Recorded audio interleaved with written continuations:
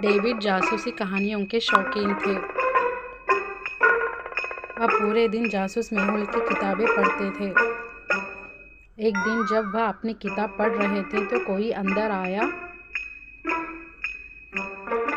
उसने डेविड के साथ बहस की, उसे सिर पे मारा और उसका अपहरण कर लिया।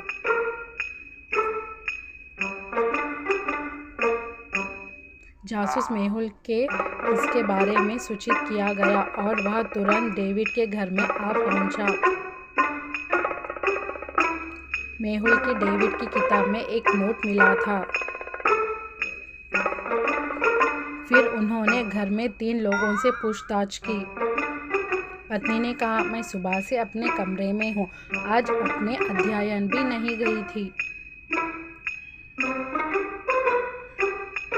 और नौकरानी ने कहा, मैं उसे चाय देने के लिए सर के कमरे में गई थी और मैंने उन्हें गायब पाया जब मैंने तुम्हें बुलाया था।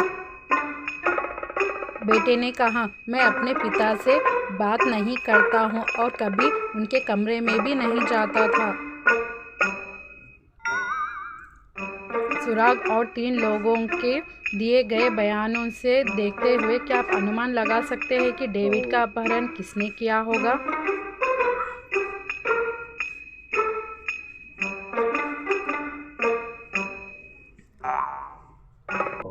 पत्नी, नौकरानी और बेटा, इन तीनों में से कौन हो सकता है जो डेविड का अपहरण कर लिया गया?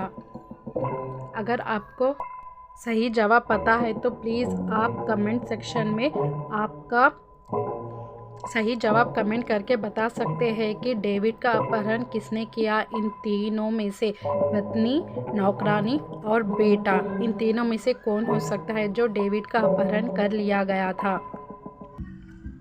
और सही जवाब है बेटा। नोट में लिखे गए नंबरों के शुरुआतों से बेटा डेविड ने मेहुल के लिए सुराग छोड़ दिया। उसके बेटे ने उसका अपहरण कर लिया था।